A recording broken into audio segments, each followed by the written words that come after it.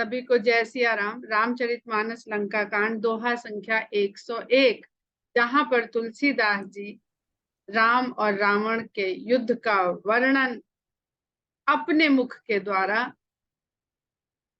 पूरा हुआ ऐसा कह रहे हैं इस दोहे में, और कहते हैं ताके गुण गण कछु कहे जड़मति तुलसीदास, जिम निज बल अनुरूप ते माछी उड़ई आकाश। काटे सिर भुज बार बहु मरत न भट लंकेश, प्रभु क्रीड़त सुर सिद्ध मुनि व्याकुल देख कलेश।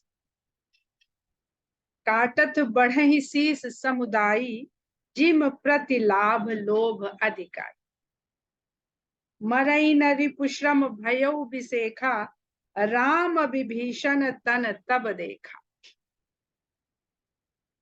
भगवान राम ने भी विशेष श्रम कर लिया, विशेष श्रम कर लिया, और मरई न रिपु फिर भी मरता नहीं है। तब भगवान ने विभीषण की ओर देखा। राम विभीषण तन तब देखा, तन का मतलब यहाँ और। उमा काल मर जाकी इच्छा, सो प्रभु जन कर प्रीति परीक्षा।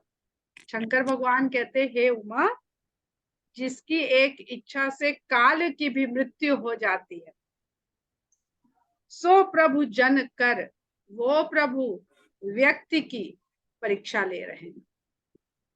सुन सर्वज्ञ चराचर नायक, प्रणत पाल सुर मुनि सुखदायक। तब विभीषण कहते हैं कि हे चराचर जगत के स्वामी, आप तो सब कुछ जानने वाले हैं। हम भी कहते हैं ना भगवान से, हमें ये चाहिए, हमें वो चाहिए, ऐसा हो जाए वैसा हो जाए। तो भगवान कभी कभी मौका देते हैं कि देखें, इसको मांगने को मौका मिले तो ये मांगता क्या है, हमसे कहता क्या है। ये परीक्षा हो रही है विभीषण की, और विभीषण का अर्थ हम लोग अपनी बुद्धि से विवेक मानकर चल रहे हैं, और राम इस समय नर तन में है, मनुष्य के रूप में है। तो मनुष्य यदि अपने अहंकार को जड़ से खत्म करना चाहता है, जड़ से, रोज एक अहंकार हम लोग मारते हैं, रोज वही शीश है, मन में भाव आता है, रामायण पढ़ रहे हैं, सुन रहे हैं, तो अंदर से विवेक भी आता है कि नहीं, ये भाव ठीक नहीं है, और हम लोग वो शीश, वो भुजा काट देते हैं। उस समय तो शांति पड़ जाती है, अगले ही क्षण फिर कोई नया रावण का शीश, और उस बात को पूरा करने के लिए भुजाएं फिर उगाती है। तो बार बार जो है मनुष्य श्रम विशेष करता है। अव्वल तो श्रम करता नहीं है, जो राम की शरणागत हो जाता है वो श्रम विशेष करता है, इस अहंकार से, इस अहंकार को मारने का। परंतु जब विशेष श्रम करके भी ये अहंकार नहीं मरे, तो फिर व्यक्ति को विवेक की ओर ताकना चाहिए कि भाई तू ही बता, ये मरेगा कैसे। विवेक दुर्बल जरूर है, अहंकार से दुर्बल है, परंतु सही मार्ग विवेक ही दिखाएगा। तो कहते हैं प्रणत पाल सुर मुनि सुखदायक, आप तो सब कुछ जानने वाले हैं, शरण में आए हुए के पालक हैं, और हम तो आपके शरणागत हैं, आप हमारा पालन करने वाले हो, आप हमसे पूछ रहे हो। प्रणत पाल और सुर मुनि सुखदायक, देवताओं और मुनियों को सुख देने वाले, ये सुर मुनि साथ साथ में, उसका हम लोग कल तात्पर्य समझ चुके। कृपया करके, बहुत क्लाइमैक्स है, आप लोगों से मेरा विनम्र निवेदन है, प्रार्थना है, विनती है कि प्लीज म्यूट रखें अपने आप को। फिर विभीषण कहता है, नाभि कुंड पीयूष बस याके, नाथ जियत रावण बल ताके। इसके नाभि में अमृत का कलश बसता है, उसी का बल पाकर ये रावण जीता है। तो हमने कहा ना, अहंकार को जड़ से समाप्त करना है। हमारी जड़ कहाँ है? जड़ क्या होती है? एक वृक्ष की जड़ क्या होती है? जो धरती से कनेक्ट होती है, पकड़ती है, चिपकती है और वहां से पोषण प्राप्त करती है और वृक्ष के अंतिम सिरे तक पहुंचाती है। यही जड़ होती है, और कुछ जड़ नहीं होती। इसीलिए जड़ को मूल कहते हैं। और मूल का अर्थ और भी बहुत कुछ होता है। मूलाधार भी होता है, मूल वास्तविक भी होता है। तो जीवन का मूल क्या है, उस मूल को हम समझें। और हमारे शरीर में हमारा मूल हमारी नाभि है। हम माता के गर्भ में इस नाभि से ही तो वो जड़ जाके जुड़ती है, जहां से हमें रक्त, ऑक्सीजन, पोषण सब मिलता है।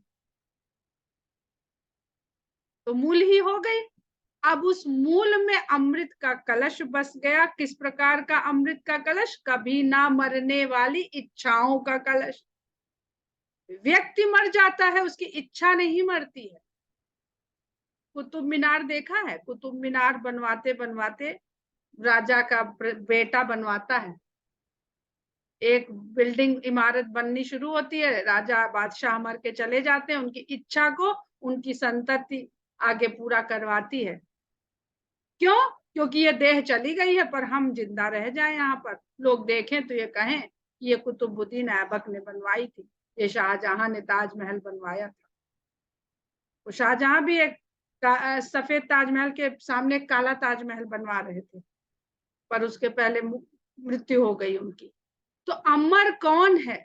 ये अमृत कलश इच्छाएं हैं, ये अमर हैं। वो इच्छाएं हमें नहीं मरने देती हैं। आज भी मूर्तियां बनवा रहे हैं, किताबें लिख रहे हैं, छाप रहे हैं कि हम चले जाएंगे, कोई तो हमें याद करेगा। तो ये इच्छाओं से मुक्त ही मुक्ति है। ना भी कुंड पीयूष बस याके। तो जब ना ये इच्छाओं का कलश फूट जाएगा कि नहीं, सब व्यर्थ है, उस दिन मुक्ति की इच्छा जागेगी कि हम कहाँ फंसे हुए। जिस दिन मुक्ति की इच्छा जागेगी, उस दिन मुक्ति मिल जाएगी, मोक्ष हो जाएगा। चाहे जितना बड़ा वीर हो, मृत्यु से डरता है। तो मृत्यु के भय से मुक्त होना अमृतत्व है, और इच्छाओं की इच्छा से मुक्त होना अमृतत्व है। सुनत विभीषण बचन कृपाला, हरखि गहे कर बान करा। अच्छा, ऐसी बात है। तो विभीषण के इस तरह के वचनों को सुन करके कृपा करने वाले भगवान राम ने हर्ष के साथ हाथ में धनुष उठा लिया, विकराल बाण उसमें ले लिया। अशुभ होने लागे तब नाना, रोवहि खरस काल बहु स्वाना। और जैसे ही भगवान ने धनुष और बाण को उठाया, अशुभ होने लगे। किसके लिए अशुभ होने लगे? लंका के लिए अशुभ होने लगे, माया की नगरी के लिए अशुभ होने लगे। इस इच्छा, अहंकार, इसके लिए अशुभ होने लगा। गधे, सियार और कुत्ते रोने लगे, अशुभ सूचक शब्द उनके गूंजने लगे। बोले खग जग आरती हेतु, संसार को कष्ट महसूस कराने वाले पक्षी बोलने लगे। प्रगट भय नभ जहां तह केतु, आकाश में जहां कहां देखिए वहां धूमकेतु प्रकट होने लगे। दस दिस दाह होन अति लागा, दसों दिशाएं सुलगने लगी। भय परब बिनु रवि उपरागा, बिना मुहूर्त के सूर्य ग्रहण होने लगा, अंधकार छा गया। मंदोदरी और कंपति भारी, प्रतिमा श्रवही नयन मगबारी। मंदोदरी का हृदय कांप उठा और मूर्तियों के नैनों से अश्रु की धारा बहने लगी। इसका भी बहुत बड़ा आध्यात्मिक प्रतीक है ये। इस समय हमें नहीं याद है, पर हमने पढ़ा है इसके बारे में भी कि इस चौपाई का वास्तविक अर्थ क्या है। प्रतिमा रुदहि पविपात, नभ अति बात बह डोलति मही, बर सही बलाहक रुधिर कच रज अशुभ अति सक को कही। उत्पात अमित बिलो की नभ सुर बिकल बोलहि जय जय, सुर सभय जानि कृपाल रघुपति चाप सर जोर।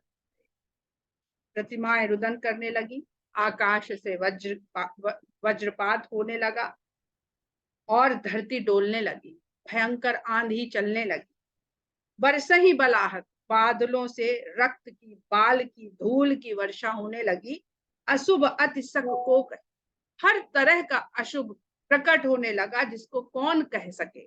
उत्पात अमित बिलो की नभ, इस प्रकार का उत्पात धरती पर होते हुए देख कर नभ में, आकाश में सुर बिकल बोल नहीं जय जय। देवता व्याकुल तो हुए पर भगवान की जय जयकार करने लगे।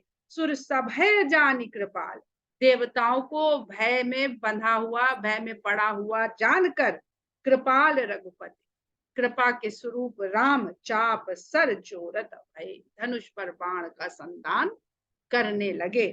है सरासन श्रवण लगी छाड़े सर 31, रघुनायक सायक चले मानव काल। और उन्होंने धनुष की प्रत्यंचा को कान तलक खींच करके 31 बाणों का संधान किया, और राम के ये छोड़े हुए बाण ऐसे चले मानो काल रूपी सर्प जा रहे। सायक एक नाभि सरसो, पहले बाण ने जाके नाभि को सुखा दिया, जड़ को सुखा दिया, इच्छाओं को खत्म कर दिया। अपर लगे भुज सिर करी रोका, और रोका, और फिर जो बाकी 30 थे उसमें से 20 ने 20 भुजाओं को और 10 ने 10 शीशों को काट दिया। लय सिर बाहु चले नाराचा, सिर भुजहीन रुंड महिनाचा। और इन शीशों को जिसको काटा राम के इन बाणों ने, उनको लेकर के पिशाच लोग ले चले खेलने के लिए, और शीश और भुजा से विहीन हुआ ये धड़ धरती पर डोल रहा है, नाच रहा। धरनि धसई धर धाव प्रचंडा, तब सरहति प्रकृत दुई खंडा। और उसके डोलने से, दौड़ने से ऐसा वेग है उस धड़ में काली कि धरती धसी जाती है। तब भगवान ने उस धड़ के भी 2 टुकड़े कर दिए, 2 खंड कर दिए। गर्जे उमरत घोर रव भारी, रव ने कहा था, रव का मतलब ध्वनि होता है।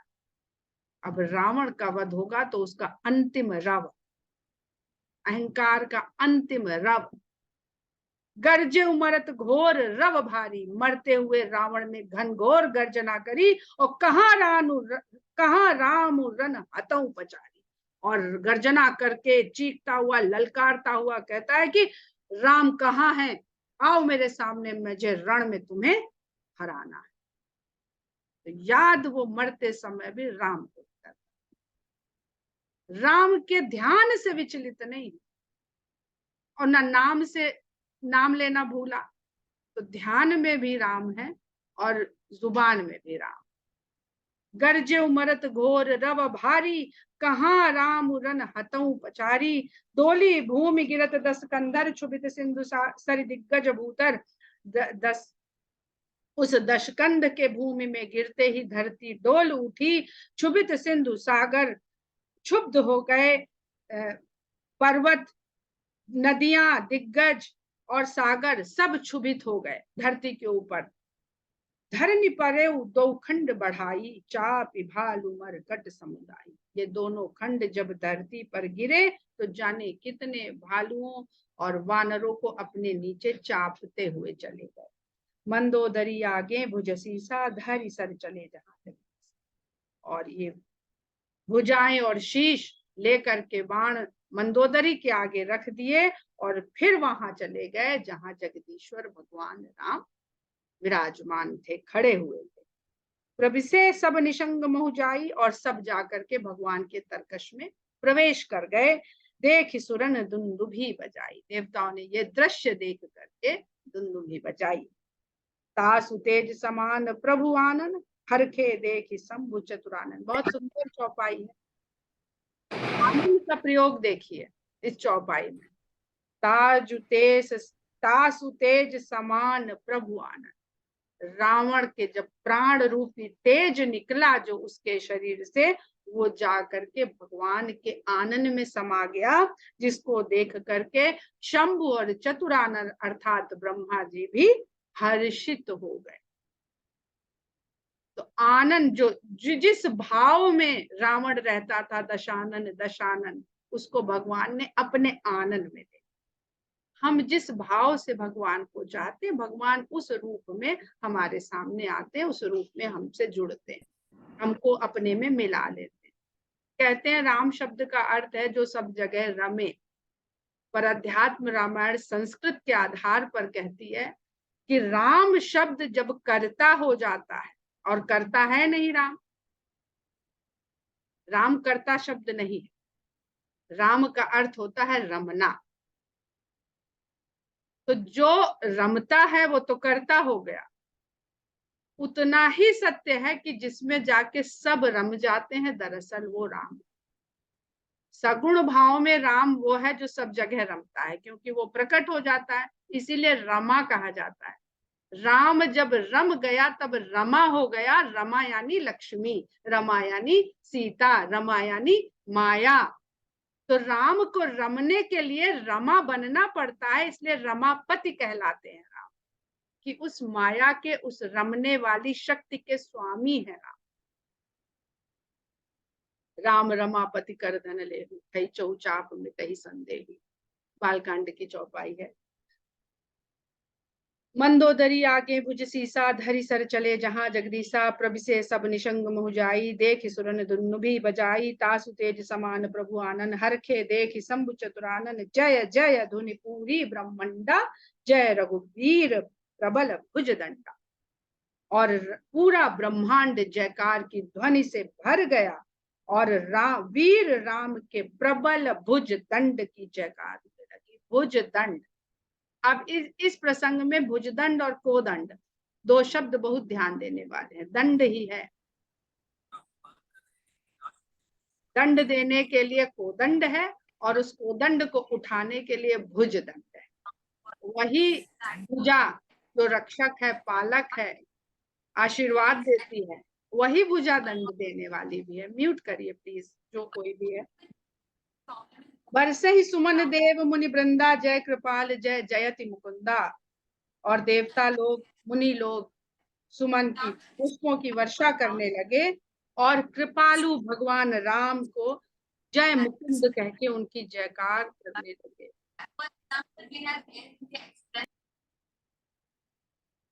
यहाँ पर जय जयति मुकुंदा, मुकुंद कहते हैं भगवान विष्णु को। अनेक अर्थ होते हैं, यहाँ पर भगवान विष्णु के संदर्भ में हम लेते हैं। तो अभी हमने कहा राम जब रमता है, देखिए विष्णु, हम लोग कहते हैं विष्णु बड़े, शंकर बड़े, ब्रह्मा बड़े, राम बड़े, कौन बड़े? कृष्ण बड़े। ये झगड़ा हमारी भेद बुद्धि का है, ये बात है ही नहीं, ये असत्य है। ये बात जहां हम ये सब करने लगते हैं वो सब असत्य हो जाता है। मुकुंद भगवान विष्णु को कहते हैं, और ये हम सब जानते हैं। विष्णु उस भगवान की सगुण, सगुण जो साकार रूप हम लोग रचते हैं उसको विष्णु कहते हैं। विष्णु का अर्थ होता है हर अणु में वास करने वाली ऊर्जा, वो विष्णु कहलाती है। और वही ऊर्जा हमारा पालन करती है। अगर ऊर्जा नहीं तो हमारा पालक कौन? तो इसलिए विष्णु को कहते हैं पालक। तो जो सबको, हर बूंद बूंद को जो अपनी ऊर्जा से ऊर्जावान बनाए रखते हैं, उन भगवान की जयकार करें। तो भगवान को आप जिस रूप में चाहेंगे, समझना चाहेंगे, वो उस रूप में समझ आएगा। यही तो सर्वव्यापी का अर्थ है। अगर एक भी जगह वो एप्लीकेबल नहीं हुआ, फिर सर्वव्यापी कैसा? आप कहोगे कि भगवान कुछ नहीं है, तो वहां भी वो आ जाता कि हाँ हम कुछ नहीं है। हम तो कहते ही हम कुछ नहीं है। तो कहते हैं ना अस्ति नास्ति, जो आस्तिक और नास्तिक शब्द बना वो अस्ति और नास्ति से बना है। पर नास्ति बनता कैसे? न अस्ति। तो अस्ति के बिना तो नास्ति संभव ही नहीं है। नास्ति को कहना संभव ही नहीं अगर हमारे पास अस्ति ना। तो ये हमारी बुद्धि, हमारा भेद बुद्धि, हमारा उसको ग्रहण करने की क्षमता पर सब कुछ है। तो कहते हैं जय कृपा कंद मुकुंद द्वंद हरन, सरन सुखप्रद प्रभो खल दल विदारन, परम कारण कारुणिक सदा विभो, सुर सुमन बर सही हर्ष संकुल बाज दुलुम्बि गह गई, संग्राम अंगन राम अंग अनंग बहु शोभा लई। बहुत सुंदर छंद है। कृपा करने वाले, कृपा के सागर भगवान मुकुंद की जयकार हो रही है, जो शरण में आए हुए के हर द्वंद को हरने वाले, रावण को हरने वाले नहीं है, उस द्वंद को हरने वाले हैं राम, जो उनकी शरणागत जाता है वो किसी द्वंद्व में फिर रह नहीं जाता है। ये ऐसा होगा कि वैसा होगा, हमारा सिलेक्शन होगा कि नहीं होगा, हमारी जीत होगी कि हमारी हार होगी, आज सूरज उगेगा कि नहीं उगेगा, आज पानी बरसेगा कि नहीं बरसेगा, द्वंद्व ही खत्म हो जाता है। और सुखप्रद प्रभु, एक सुख प्रदान करने वाले वही हैं। खल दल विदारण, दुष्टों के दल को विदीर्ण कर देने वाले हैं। कौन खल? यही रावण के राक्षस सारे। परम कारण, हर बात के पीछे एक कारण होता है, पर भगवान राम परम कारण है कि उसके बाद कोई कारण है ही नहीं। परम उसी को कहते हैं जिसके आगे कुछ ना हो। हाँ बेटा, राधिका तुम पहुंच जाओगी तो हमें उत्साह होगा, नहीं तो सदा करुणा करने वाले हैं।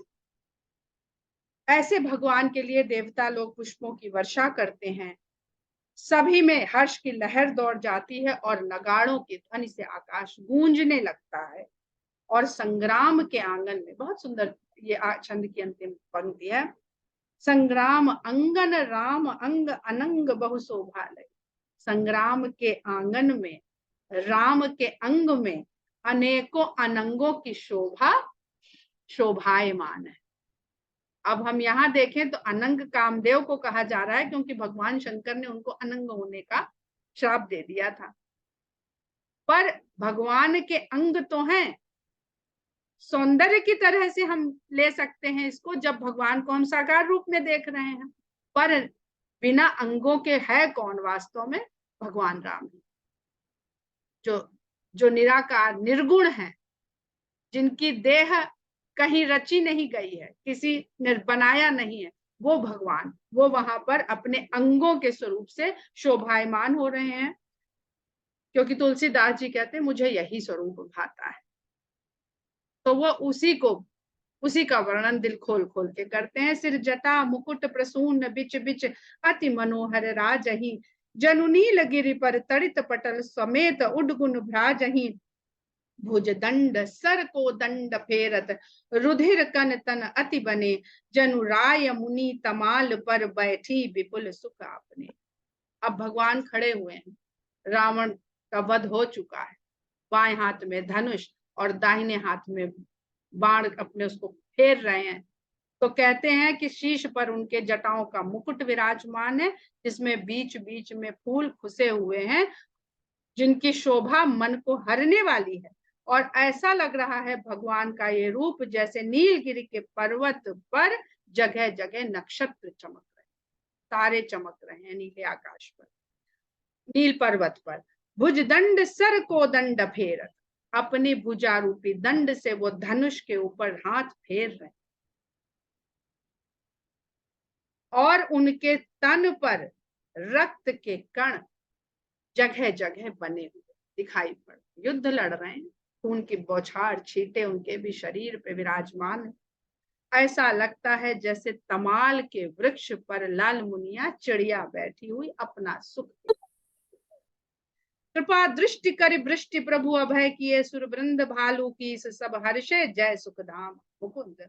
और इस प्रकार भगवान ने अपनी कृपा दृष्टि की वृष्टि की और देवताओं के समूहों को अभय दान।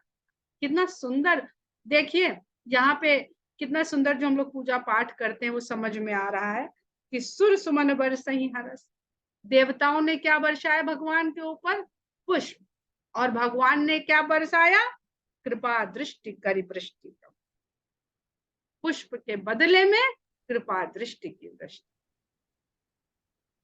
भालू की सब हरखे, जय सुख धाम मुकुंद। और बानर और भालू बहुत हर्ष के साथ भगवान सुख के धाम भगवान राम की जयकार करने लगे। पति सिर देखत मंदोदरी, मूर्छित विकल धरन खसी पड़ी। पति के शीश को देख करके मंदोदरी मूर्छित होकर धरती पर गिर पड़ी। जुबति वृंद रोवत उठिधाई, तही उठाई रावण पही आई। युवतियों के समूह ने रोती हुई मंदोदरी को उठाया और उसे उठा करके रावण के शरीर के पास ले गई। सब महिलाएं बची हैं। रावण के कुल में पुरुष के नाम पर केवल विभीषण बचा। अगर विवेक बचा रह जाएगा तो वो कुल आगे अपने आप को चला ले जाएगा। पति गति देखते करहि पुकारा, छूटे कछ नहीं बपुष संहारा। पति की हालत को देख करके वो पुकार के रोती है, विलाप करती है, और उसके बाल छूट जाते हैं और शरीर संभलता नहीं है। उर ताड़ना करहि विधि नाना, छाती पीट के अनेक प्रकार से रोती है। रोवत करहि प्रताप बखाना, और रोते रोते रावण के प्रताप का बखान कर। ताड़ना शब्द का अर्थ तुलसीदास जी ने पीटने से ही लिया है। इसमें जो हम लोग चर्चा बहुत बार कर चुके हैं, उसमें कोई कंफ्यूजन नहीं कि वहां पे ताड़ना का यह अर्थ है, वहां पे ताड़ना का यह अर्थ। तब बलनाथ डोल नित धरनी, तेजहीन पावक ससी तरनी। कहती है नाथ, तुम्हारे बल से जब तुम चलते थे तो धरती डोलती थी, और तुम्हारे तेज के आगे सूर्य और चंद्रमा का भी तेज फीका। अग्नि तेजहीन पावक ससी तरनी, तुम्हारे तेज के आगे सूर्य चंद्रमा और अग्नि का तेज भी फीका पड़ जाता था। शेष कमठ सक सही सकही न भारा, सो तन भूमि पर उभरी छारा। शेष कमठ, जिसके भार को शेष और कच्छप भी अगर आ जाए तो आपके भार को नहीं, अहंकार को कौन उठा पाया? अहंकार को उठा पाए ऐसी किसी जीव में सामर्थ्य नहीं, अहंकार नहीं उसे गिराया है। तो शेष और कच्छप भी अगर आ जाए तो आपका भार नहीं सह सकते थे। वही तन आपका आज भूमि में राख धूल के साथ पड़ा हुआ है। वरुण कुबेर सुरेश समीरा, रण सन्मुख धरि काहू न धीरा। आपके सम्मुख रण में वरुण कुबेर इंद्र पवन सभी देवताओं ने आपके सामने कौन धीरज धर पाया है? सभी आपके सामने हार गए हैं। भुजबल जिते काल जम साई, आज परे हुआ नाथ की नाई। आपने अपने भुजाओं के बल से काल और यम को भी जीत रखा है, और आज आप धरती पर ऐसे पड़े हैं जैसे अनाथ हो। जगत विदित तुम्हारी प्रभुताई, सुत परिजन बल बरन न जाई। आपका जो प्रभुत्व था वो सारा संसार जानता था, और आपके परिवार में आपके पुत्रों और परिवार वालों का जो बल था उसका वर्णन नहीं करते बनता था। राम विमुखा सहाल तुम्हारा, रहा न को कुल रोवनिहारा। राम से विमुख होने से आज आपका ये हाल हुआ है कि आज आपके शव पर रोने वाला आपके कुल में कोई रह ही नहीं गया। न भाई रो रहा, न पुत्र रो रहा, न पोता रो रहा। तब बस विधि प्रपंच सब नाथा, सब है दिसिप नित ना वही माथा। तब बस विधि, तुम्हारे वश में विधाता की रची हुई सारी सृष्टि तुम्हारे वश में थी। सब है दिशाओं के स्वामी भाई के साथ आपके आगे रोज मस्तक नवाते थे। सब है दिसिप नित नावहि माथा, अब तब सिर भुज जम्बुक खाई, राम विमुख यह अनुचित नाई। उसी आपके शीश को आज गीदड़ खा रहे हैं। गीदड़ के समान, कहते हैं ना, डरपोक कोई पशु नहीं है। जब शेर शिकार करके खा पी के तृप्त होके चला जाता है, तब गीदड़ लोग उस पर जाके अपना भरण पोषण करते हैं। तो कहते हैं, कह रही है कि अब तब सिर भुज जम्बुक खाई, आपके उस शीश और भुजाओं को गीदड़ खा रहे हैं। राम से विमुख के लिए यह दृश्य कुछ अनुचित भी नहीं। काल विबस पति कहा न माना, अग जगन्नाथ मनुज करि जाना। आप काल के वशीभूत हो गए थे, इसीलिए आपने किसी का कहना नहीं सुना। अग जगन्नाथ, अगम्य जग के स्वामी को आपने केवल मनुष्य जान लिया। जान्यो मनुज कर दनुज कानन, दहन पावक हरि स्वयं। जहि नमत शिव ब्रह्मादि सुर प्रिय, भजे नहीं करुणामयम। आ जन्म ते पर द्रोहरत पापौघ मय तव तनु अयम। तुमहु दियो निज धाम, राम नमाम ब्रह्मन रामय। कहती है, जान्यो मनुज कर दनुज कानन, दहन पावक हरि। जो दुष्टों के मन को जलाने के लिए अग्नि के समान थे भगवान स्वयं, उनको आपने मनुज मान लिया। और जहि नमत शिव ब्रह्मादि सुर, जिनको शिव ब्रह्मा और देवता भी जिनको नमस्कार करते हैं, आपने उन करुणा स्वरूप भगवान को नहीं भजा। हे प्रिय, आपने करुणा, मतलब जिसको भजेंगे वैसे ही बनेंगे। करुणा स्वरूप भगवान को भजेंगे तो कहीं ना कहीं से थोड़ी ना थोड़ी तो करुणा आपके व्यक्तित्व में प्रवेश करेगी ही। तो आपने उन करुणा स्वरूप भगवान को नहीं भजा, और जन्मते परद्रोह, जन्म जब से आपका जन्म हुआ तब से आप परद्रोह में ही लगे रहे। और पापो घुमे तब तनु, आपने सदा पाप नीच यही कर्म करने में अपने को लगाए रखा। तुमहु दियो निज धाम, ऐसे आपको भी भगवान ने अपना धाम प्रदान किया। राम नमामि ब्रह्म निरामयम, ऐसे निर्गुण ब्रह्म रूपी राम को मैं नमन करती हूँ। अह नाथ रघुनाथ सम कृपा सिंधु नहीं नाथ, जोगी जोगी वृंद दुर्लभ गति, तो ही दीन ही भगवान। कहती है हे नाथ, रघुनाथ के समान कृपा का सागर दूसरा नहीं है। जो गति योगियों के समूहों को भी दुर्लभ है, वह गति आपको भगवान ने प्रदान करी है। हम लोग यहीं पर दोहा संख्या 104 में आज कथा को विराम देते हैं। रावण का वध और मंदोदरी का विलाप हो चुका है। आगे की कथा कैसे आगे बढ़ती है ये हम लोग कल जानेंगे। जय सिया राम।